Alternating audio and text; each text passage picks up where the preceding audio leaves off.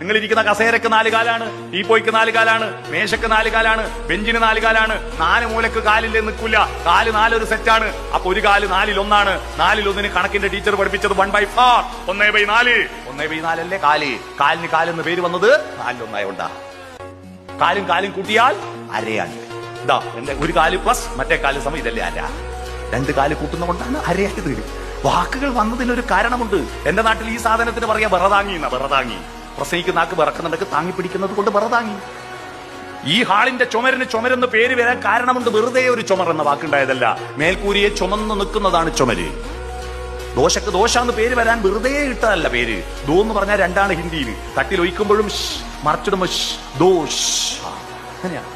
ഇതാണ് ഇത്. ഞാനൊരു സ്കൂൾ പറഞ്ഞപ്പോ ഒരു പയ്യൻ എഴുന്നേറ്റ് ചോദിക്കുക, എന്നാ പൊറോട്ടക്ക് എങ്ങനെയാ പൊറോട്ട എന്ന് പെട്ടെന്ന് ചോദിച്ചപ്പോ ഞാൻ പറഞ്ഞു, നല്ല പൊറോട്ടയാ ഉയർത്തിപ്പിടിച്ചു, അതിന്റെ 2 പൊറോട്ടയുണ്ടെന്ന് പറഞ്ഞു. അല്ലേ? പുതപ്പിന് എങ്ങനെ പുതപ്പ് എന്ന് പേര് വന്നു? നിങ്ങൾ പുതച്ചാ ഒന്ന് മറിഞ്ഞു കിടക്കുമ്പോ പുതപ്പങ്ങ് പോകും. തണുപ്പ് വരുമ്പോ ടോർച്ചടിച്ച് നോക്കുവോ? കൊതുകടിക്കുമ്പോൾ ലൈറ്റ് ഇട്ട് നോക്കുവോ? കൈകൊണ്ട് കാലോണ്ട് തപ്പും, പിന്നെയും പോവും. തപ്പ് പോ തപ്പ് പോ തപ്പ് പോ തപ്പ്. വാക്കുകൾ വെറുതെ ഉണ്ടാവുന്നില്ലെന്നർത്ഥം.